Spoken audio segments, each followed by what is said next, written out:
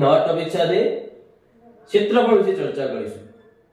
આપણે આગળના વિડીયોમાં જોયું કે પરિમિતિ કેવી હોય, પરિમિતિ કોને કહેવાય, એના દાખલા વિશે ચર્ચાઓ કરી. હવે આપણે ક્ષેત્રફળ વિશે ચર્ચા કરીએ. ક્ષેત્રફળ કોને કહેવાય, ક્ષેત્રફળ કેવું હોય. તો ક્ષેત્રફળ કોને કહેવાય તો કે જે બંધ આકૃતિ હોય. દાખલા તરીકે આ જે એક મારા જોડે એક માર્કર, આ માર્કરનો હું અહીંયા મૂકું, ઓકે, તો આટલો જે ભાગ રોક્યો માર્કર એ આ માર્કરને મેં અહીંયા મૂકી, આટલો ભાગ રોકવાનો, આટલો ભાગ, ઓકે. તો આ ભાગ રોકવા માટે જે આ બધી જે વચ્ચેની જે હતી ની જગ્યા, જે માર્કર જે મૂકી, જેટલો ભાગ મને નહીં દેખાતો, તો આટલી જગ્યા માર્કરે રોકી, તો આવું થયું આ માર્કરનું ક્ષેત્રફળ. એ રીતે જ ક્ષેત્રફળ કોને કહેવાય તો કે જે બંધ આકૃતિ હોય એના દ્વારા ઘેરાયેલો ભાગ. હવે આપણે સમજીએ કે ખેતર હોય, આટલા ખેતર છે, આ ખેતર, બરાબર. તો આ ખેતર જે હ એમાં જે આ ભાગ બધો જે ઘેરાયેલો હોય, આ ભાગ, એના આપણે શું કહીશું? ક્ષેત્રફળ. એટલે કે બંધ આકૃતિ વડે ઘેરાયેલા ભાગને અથવા પ્રદેશના માપને શું કહેવાય? ક્ષેત્રફળ. ક્ષેત્રફળ ના બે પ્રકારો આપણે આ ચેપ્ટરના અંદર શીખીશું. ચોરસનું ક્ષેત્રફળ અને લંબચોરસનું ક્ષેત્રફળ. ચોરસનું ક્ષેત્રફળ કોને કહેવાય? તો ચોરસનો કેટલી બાજુ હોય? 4 બાજુ, પણ દરેક બાજુ કેવી હોય? સરખી. આ બાજુનું માપ જેટલું હોય એટલું જ આ બાજુનું માપ હોય, એટલું જ આ બાજુનું માપ હોય અને એટલું જ આ બાજુનું માપ હોય. તો ચોરસની ચારે બાજુ સરખી હોય માટે આપણે એવું લખ્યું, ચોરસની પરિમિતિ શોધવા માટે શું કરતા હતા? ચારે બાજુનો સરવાળો, એટલે 4 ગુણ્યા l. જ્યારે ક્ષેત્રફળ શોધવાનું હોય ત્યારે શું કરવાનું? બે બાજુનો ગુણાકાર. શું કરવાનું? બે બાજુનો ગુણાકાર. તો આ ઓના પણ l કહેવાય, ઓના જેટલું માપ આ એટલે આ પણ l. તો l ગુણ્યા l બરાબર શું થઈ ગયું? l square. એવી જ રીતે લંબચોરસનું ક્ષેત્રફળ જો આપણે શોધવું હોય તો લંબચોરસમાં શું હોય? સામેની બાજુ કેવી હોય? સરખી. આને l કહું તો આ પણ શું થઈ જાય? l. આને b કહું તો આ પણ શું થઈ જાય? b. તો ઓની લંબચોરસનું જો ક્ષેત્રફળ શોધવું હોય તો તેનું સૂત્ર કેવું બને? લંબાઈ ગુણ્યા પહોળાઈ, l ગુણ્યા b. lb, w નહીં, એ તો વિકેટ થઈ જાય, પણ આપણે શું લખવાનું? l ને b. ઓકે. હવે તેના દાખલા આપણે જો મિત્રો, અહીંયા તમને સ્વાધ્યાય 10.1 નો પ્રશ્ન નંબર 1 ના અંદર a, b, c અને d ચાર પ્રશ્નો આપેલા. એમાંથી a, b અને d આ ત્રણ પ્રશ્નો આપણે લીધેલા છે. c ના અંદર જેવા સેમીમાં હતું, અહીંયા મીટરમાં છે, અહીંયા સેમીમીટર બંને ભેગું હોય. એ રીતે c ના અંદર કિલોમીટરના અંદર કરવાનું, જે આ a અને b ના જેવો છે માટે મેં તે લીધો નથી, તે તમે જાતે કરી શકો છો. c અને d, સોરી, a, b અને d, તો આ ત્રણ દાખલા આપણે જોઈએ. ચલો હવે શું કીધું છે આપણને? લંબચોરસ. હવે લંબચોરસ હોય તો એના l અને b બંને હોય. l મીન્સ લંબાઈ, b મીન્સ પહોળાઈ. તો ચલો અહીંયા હું એક લંબચોરસ બનાવી દઉં.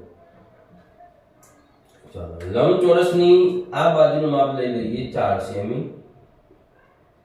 4 સેમી, 3 સેમી, 3 સેમી. ઓકે.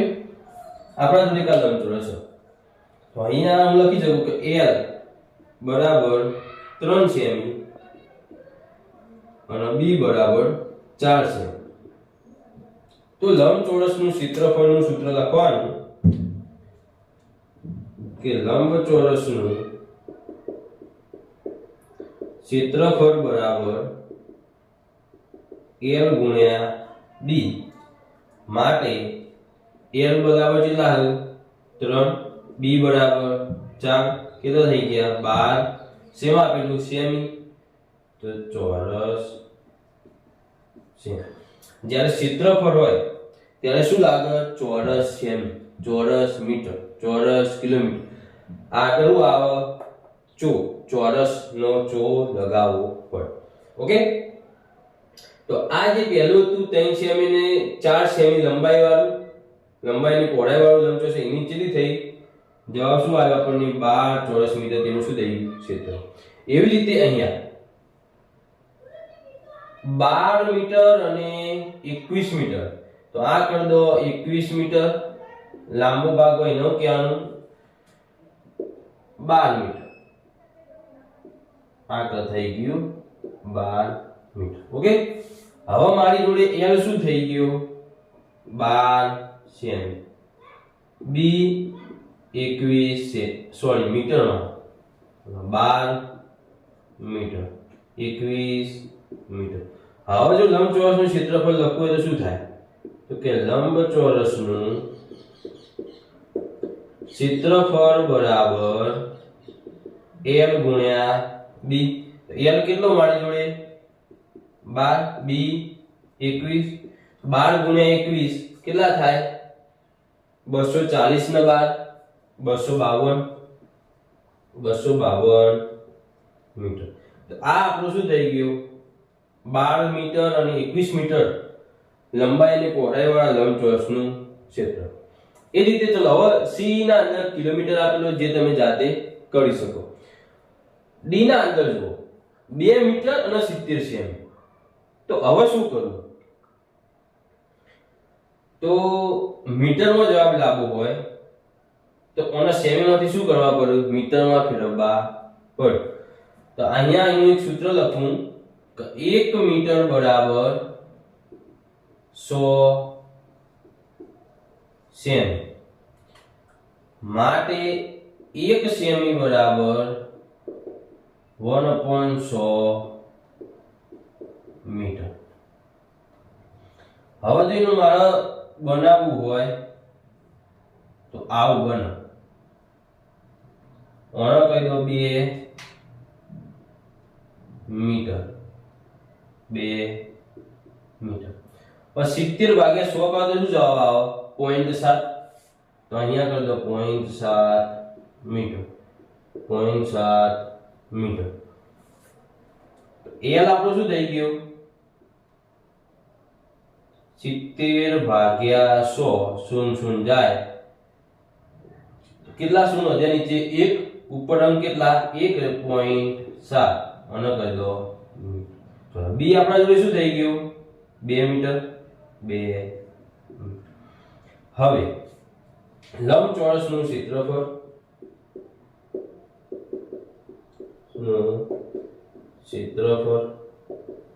બરાબર L ગુણ્યા B. L કેટલો મળ્યો આપણને 0.7, B 2, તો કેટલા થયા 7 × 14, 1.4 ચોરસ મીટર. અહીંયા ચોરસ કરી દેજો તમે, ચોરસ મીટર. તો આ આપણો જે 2 મીટર અને 70 સેમી જે લંબાઈ અને પહોળાઈ આપેલી હતી એનું ક્ષેત્રફળ શું મળી ગયું આપણને 0.4 ચોરસ મીટર. ઓકે, તો આ રીતે તમે બીજા આવા દાખલા આપેલા હોય અથવા એક્ઝામમાં કોઈ એવું અલગ રીતે દાખલો પૂછાય તો તમે સરળતાથી લખી શકો. અહીં આપણને સ્વાધ્યાય 10.3 ના અંદર પ્રશ્ન નંબર 2 ના A, B અને C ત્રણે આપેલા અને એના વિશે આપણે ચર્ચા કરી. તો ચોરસનું જાણો ક્ષેત્રફળ શોધવાનું કે ત્યારે આપણે એની પ્રસ્તાવના આપણે સમજ્યા કે ચોરસની ચારે બાજુ સરખી હોય માટે બે બાજુનો ગુણાકાર કરીએ તો આપણને ચોરસનું ક્ષેત્રફળ મળે. તો આપણે એક બાજુનું માપ આપેલું હોય તેના પરથી આપણે બાકીની બીજી બાજુનું માપ શોધી શકીએ. તો આપણે ચોરસ બનાવી દઈએ, બરાબર. આ બાજુનું માપ 10 સેમી હોય તો તેની દરેક બાજુનું માપ શું થઈ જાય 10 સેમી. કેટલું થઈ જાય 10 સેમી. ઓકે, એ જ રીતે તમે લંબચોરસ ચોરસના અંદર શું હોય લંબાઈ માટે તમે L બરાબર શું લખી શકો 10 સેમી. હવે તમે લખો કે ચોરસનું ક્ષેત્રફળ બરાબર શું થઈ ગયા L સ્ક્વેર, તો 10 નો વર્ગ. હવે આપણે એક શોર્ટ વિડિયોના અંદર જોયું કે જ્યારે કોઈ સંખ્યાની પાસે શૂન્ય આપેલી હોય તો શૂન્યની જગ્યાએ શું કરી દેવાનું? એક શૂન્ય તો કેટલી કરી દેવાની? બમણી 2. અને આગળ જે અંક આપ્યો એનો શું કરવાનો? વર્ગ. તો 1 નો વર્ગ શું થાય? 1. શેમાં આપ્યું? મીટર સેમીમાં તો ચોરસ સેમી. તો આ ચોરસનું ક્ષેત્રફળ શું થઈ ગયું? 100 ચોરસ સેમી. ચલો એ જ રીતે અહીંયા આપણે 14 માટે જોઈએ. શેના માટે? 14 માટે. અહીંયા આવે 14 સેમી. એક બાજુનું લંબ ચોરસની અંદર એક બાજુનું માપ જો 14 સેમી હોય તો બીજી દરેક બાજુનું માપ કેટલું હોય? એના જેટલું. તો આપણે લખી દઈએ 14 સેમી. 14 સેમી. 14 સેમી. ઓકે, તો દરેકનું માપ લખી ગયું. 14 સેમી, 14 સેમી, 14 સેમી. ઓકે, હવે લખીએ આપણે કે લંબાઈ L બરાબર કેટલું થઈ જાય? 14 સેમી. તેથી ચોરસનું ક્ષેત્રફળ બરાબર શું હોય? એનું સૂત્ર L². તો આપણા જોડે L કેટલો હોય? 14. તો 14 નો વર્ગ. તો આપણે 14 નો વર્ગ કેટલો થાય? 14 ગુણ્યા 14 196. તો 196 ચોરસ સેમી એ આ 14 સેમી લંબાઈ વાળા ચોરસનું ક્ષેત્રફળ થાય. ચલો એ જ રીતે હવે અહીંયા આપણે 5 મીટર 5 મીટર આપણને એક બાજુનું માપ આપેલું છે. તેથી દરેક બાજુનું માપ શું થઈ જાય? 5 મીટર. શું થઈ જાય? 5 મીટર. તો અહીંયા આપણે લખી દો 5 મીટર. ઓકે, હવે આપણે જે લંબાઈ કેટલી થઈ ગઈ? આપણી જે લંબાઈ કેટલી થાય? L બરાબર 5 મીટર. માટે ચોરસનું ક્ષેત્રફળ બરાબર L². તો 5 નો વર્ગ કેટલો થાય? 25. તો 25 ચોરસ મીટર. તો 5 મીટર લંબાઈ વાળા ચોરસનું ક્ષેત્રફળ 25 ચોરસ મીટર થાય. તો આ રીતે આપણે સરળતાથી ચોરસનું ક્ષેત્રફળ પણ શોધી શકીએ. અહીંયા તમને 3 લંબચોરસની લંબાઈ અને પહોળાઈ આપેલી છે અને એવો પ્રશ્ન પૂછાયો કે કોનું ક્ષેત્રફળ વધારે અને કોનું ક્ષેત્રફળ ઓછું તે શોધો. હવે આપણે આકૃતિ તો નથી દોરતા પણ ડાયરેક્ટ સમજીએ કે 9 મીટર અને 6 મીટર. તો L 9 મીટર, B 6 મીટર. તો આપણે સમજ્યા હતા કે L બરાબર લંબાઈ, B બરાબર પહોળાઈ. ઓકે, લંબચોરસનું ક્ષેત્રફળ લખી દો સૂત્ર એનું. લંબચોરસનું ક્ષેત્રફળ બરાબર L ગુણ્યા B. 9 ગુણ્યા 100. 9 જણ કેટલા થયા? 54 ચોરસ મીટર. એ જ રીતે અહીંયા જોઈએ આપણે L બરાબર 17 મીટર, B બરાબર 3 મીટર. તો લંબચોરસનું ક્ષેત્રફળ કેટલું થાય? તો લંબચોરસનું ક્ષેત્રફળ બરાબર બધો આવડી જાય L ગુણ્યા B. 17 ગુણ્યા 3, 17 તરી 51 ચોરસ મીટર. એવી રીતે તમે સિદ્ધાંત જો કે L બરાબર 14 મીટર, B બરાબર 4 મીટર. તો લંબચોરસનું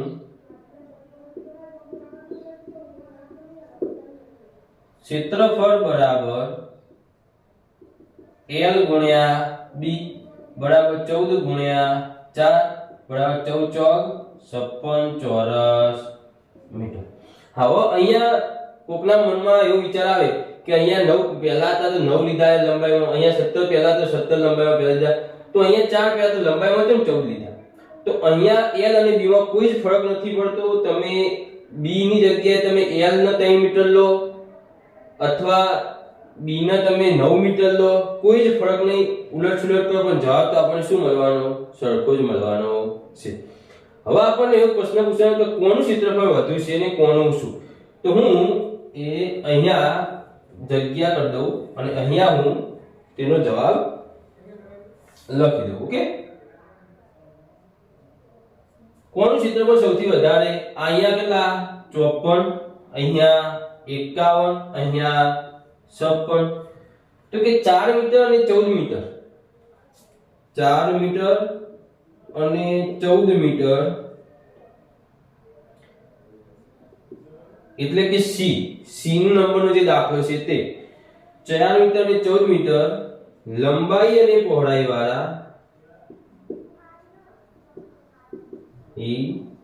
વાળા લંબચોરસનું ક્ષેત્રફળ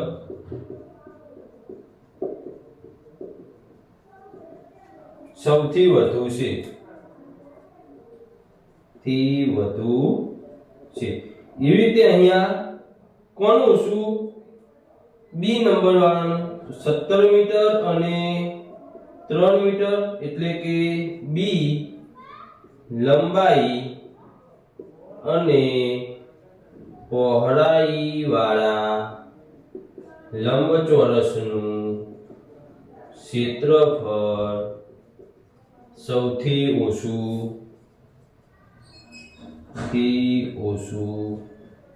છે. આ રીતે તમે સરળતાથી લંબચોરસનું કે ચોરસનું ક્ષેત્રફળ શોધી શકો. અહીંયા આપણને પ્રશ્ન નંબર 4 અને 5 આપેલો છે. પ્રશ્ન નંબર 4 ના અંદર શું કહેવામાં આવે કે તમારી જોડે લંબાઈ પણ છે, તમારી જોડે ક્ષેત્રફળ પણ છે, પણ તમારી જોડે પહોળાઈ નથી. તો કે ભાગની તમે પહોળાઈ શોધો. અત્યાર સુધી આપણે શું જોયું કે લંબાઈ અને પહોળાઈ હોય અને ક્ષેત્રફળ શોધતા હતા. હવે લંબાઈ પણ છે, ક્ષેત્રફળ પણ છે, પણ શું નથી? પહોળાઈ નથી. કદાચ પેપરના અંદર એવું પણ પૂછાય કે તમારે પહોળાઈ હોય, ક્ષેત્રફળ હોય પણ લંબાઈ ના હોય, તો એ બધા દાખલાનું સોલ્યુશન આપણે આ દાખલાના અંદર કરીએ. 50 મીટર લંબાઈ ધરાવતા લંબચોરસ ભાગનું ક્ષેત્રફળ 300 ચોરસ મીટર છે. તો પહેલા તો આપણે લખી દેવાનું કે લંબચોરસ ભાગનું ક્ષેત્રફળ બરાબર 300 ચોરસ મીટર. બરાબર. હવે શું આપેલું? બીજી વસ્તુ એક લંબાઈ. તો લંબાઈ L બરાબર કેટલી થઈ જાય? 50 મીટર. પહોળાઈ આપણે શોધવાની છે, માટે પહોળાઈ B બરાબર કેટલા મીટર? આ વસ્તુ આપણે શોધવાની છે. હવે શું કરવાનું? આપણે એનું સૂત્ર મૂકવાનું. કોનું? લંબચોરસના ક્ષેત્રફળનું. કે લંબચોરસ ભાગનું ક્ષેત્રફળ બરાબર શું સૂત્ર? L ગુણ્યા B. લંબચોરસનું ક્ષેત્રફળ આપણને આપેલું, હા આ. લંબાઈ આપેલી કે હા આ. B આપેલો નથી, માટે હું અહીંયા લખી શકું કે 300 બરાબર L કેટલો મારા જોડે? 50 ગુણ્યા B એમના એમ. શોધવાનું શું કીધું? B ફોર બાબુલાલ, એવું નહીં, B ફોર પહોળાઈ. B બરાબર આ 300 એમના 50 ગુણાકારમાં હતા, B ની સાથે તો ક્યાં જતા રહેશે? 300 ના ભાગાકારમાં. 0 જાય, 0 નહીં, 0 જાય. ચલો 30 ના ભાગ કરો, 100 ગુણ્યા 5, નીચે 5 ગુણ્યા 1, 5 5 ગયા, તો આપણો જવાબ શું આવી ગયો? 6. તો B કેટલો આવ્યો? 6 મીટર. તો આપણે લખી શકીએ કે લંબચોરસ ભાગની પહોળાઈ B બરાબર અથવા પહોળાઈ B 6 મીટર છે. આ રીતે તમે કદાચ લંબાઈ આપેલી તો આપણે પેલા દાખલામાં કીધું કે લંબાઈની જગ્યાએ તમે પહોળાઈમાં 50 મીટર લખો તો કોઈ ફરક ના પડે, સમજે? પણ આપણે અહીંયા આપ્યું લંબાઈ, તો આપણે શું ક્યાં લખ્યું? લંબાઈને શું કહેવાય? L. પણ તમારી લંબાઈ પહોળાઈ એવું કીધું ને 50 મીટર આપ્યું તો તમે ગમે તે લખી શકો. લંબાઈમાં 50 લખી શકો, પહોળાઈમાં 50 લખી શકો. એ જ રીતે તમે અહીંયા જુઓ કે કદાચ મને અહીંયા પહોળાઈ આપી હોય 50 મીટર, તો આ જે 6 મીટર મળી એ મને B ની જગ્યાએ શું મળી જશે? L મળી જશે. બસ આ રીતે સદાય તમે લંબાઈ અને પહોળાઈ. પ્રશ્ન નંબર 5.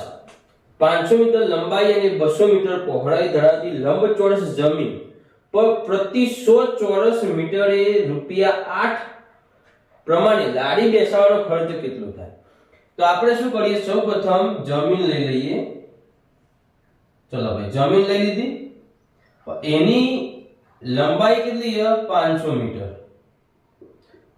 તમને ખબર કે લંબચોરસ હોય તેનું સામસામેની બાજુ કેવી હોય? સરખી. પહોળાઈ આપી છે 200 મીટર. તો આપણે લખી દઈએ પહોળાઈ 200 મીટર.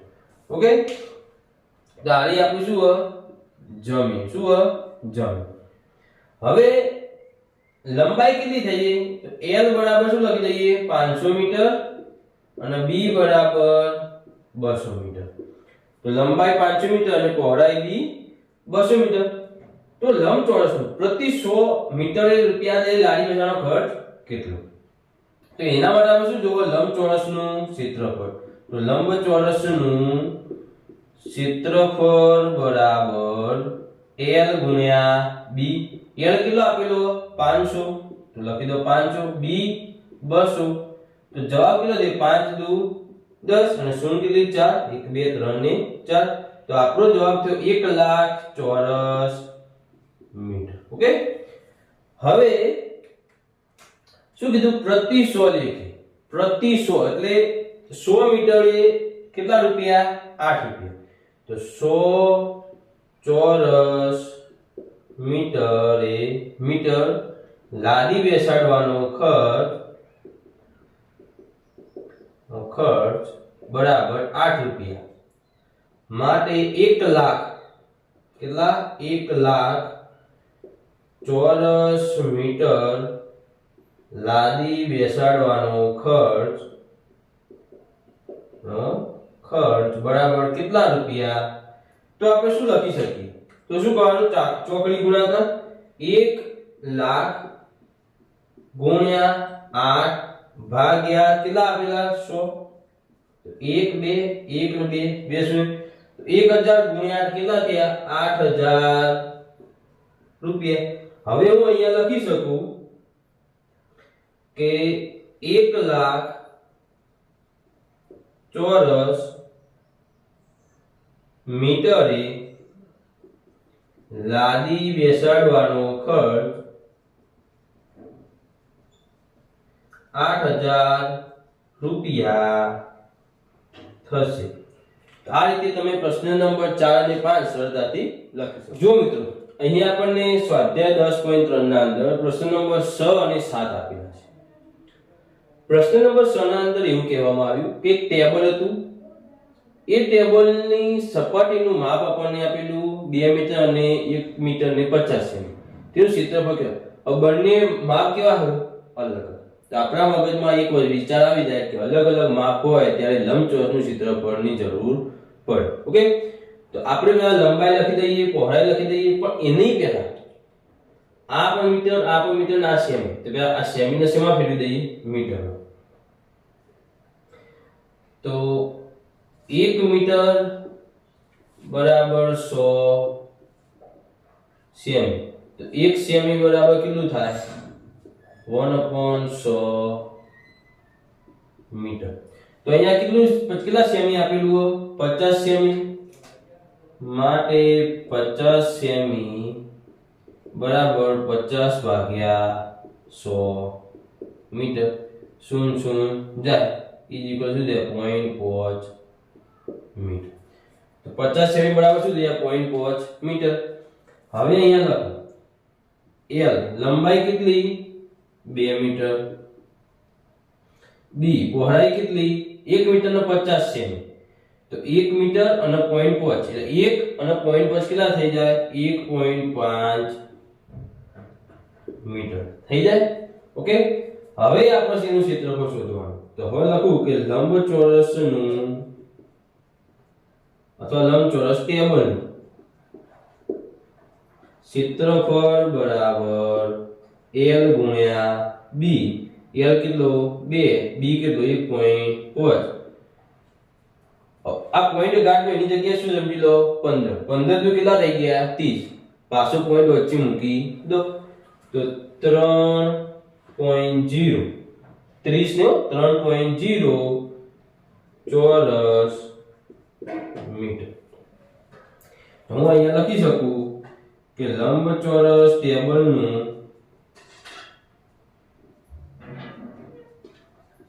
ક્ષેત્રફળ 3 ચોરસ મીટર થાય. કેટલું થાય? 3 ચોરસ મીટર. હવે પ્રશ્ન નંબર 7 ના અંદર પણ સેમ આની જેવું જ આપેલું, બંનેના માપ પણ અલગ અલગ આપેલા, પણ એ શું આ ટેબલ હતું પેલું આપણે જમીનનું જેવું હોય, જમીનની સપાટી મતલબ ભય થોડી, બરાબર. એના ઉપર શું પાથરવું મારે? તો મહેમાન આવે એટલે આપણે ચાદર જેવું કે જે પાથરતા હોય જાજમ, શેતરંજી જાજમ મારે પાથરવી છે. તો એને પાથરવા માટેની મને લંબાઈ પણ આપેલી. આપણે હંમેશા માટે આ બે સૂત્રનો ઉપયોગ કરવાનો થાય. હવે હું અહીંયા આ સૂત્ર લખતો નથી.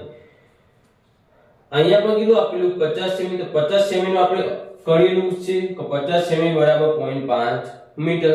તો આપણે પણ અહીંયા એવું કરી દઈએ કે 50 સેમી બરાબર 50 ભાગ્યા 100 0 જઈ તો 0.5 મીટર. 0.5 અહીંયા પણ લખી દઈએ મીટર બરાબર 0.5 મીટર. ઓકે, તો 50 સેમી બરાબર 0.5 મીટર. હવે લંબાઈ લખું, l બરાબર કેટલી આપેલી? 4 મીટર. b બરાબર 3 મીટર અને પ્લસ 0.5 એ 3.5 મીટર. સમજાય? ના સમજાતું હોય તો કોમેન્ટમાં જણાવી દેજો. ઓરડાના આખા ભોંયતળિયાને ઢાંકવાના કેટલા ચોરસ મીટર છે? હા, હવે શું કરવાનું? તેનું ક્ષેત્રફળ શોધવાનું. તો લંબચોરસ નું ક્ષેત્રફળ L ગુણ્યા b. હવે કોકના મનમાં વિચાર આવે કે અહીંયા તમે ટેબલનું ક્ષેત્રફળ લખ્યું કે ટેબલ આપી દીધું, અહીંયા ઓરડાનું ભોંયતળિયું આપેલું, તો ઓરડાનું ભોંયતળિયું કેમ ના લખ્યું? ટેબલ લખો કે ના લખો કોઈ જ ફરક પડતો નથી. આપણને સમજાય કે લંબચોરસનું ક્ષેત્રફળ શોધવાનું છે. ઓકે, એ રીતે અહીંયા લંબચોરસનું ક્ષેત્રફળ L કેટલો? 4, b 3.5 મીટર. હવે જો 3.5 ગુણ્યા 4 કેટલા થાય? 7 દુ 14, તો 14 ચોરસ મીટર. તો હવે આપણે પ્રશ્ન વાંચીએ કે ઓરડાના આખા ભોંયતળિયાને ઢાંકવાના કેટલા ચોરસ મીટર ક્ષેત્રની જરૂર પડે? લખવાનું કે ઓરડાના આખા ભોંયતળિયાને ઢાંકવા માટે 14 ચોરસ મીટર શેતરંજી અથવા તો જાજમ ની જરૂર પડે. ઓકે, તો આ રીતે તમે પ્રશ્ન નંબર 6 અને 7 સરળતાથી ગણી શકો છો. હજુ પણ તમે આપણી ચેનલને લાઈક શેર સબસ્ક્રાઇબ ના કરી હોય તો લાઈક શેર સબસ્ક્રાઇબ કરી તમારા બીજા મિત્રોને પણ મોકલો, જેથી તે પણ આપણી ચેનલનો લાભ લઈ શકે અને સારું એવું પરિણામ મેળવે.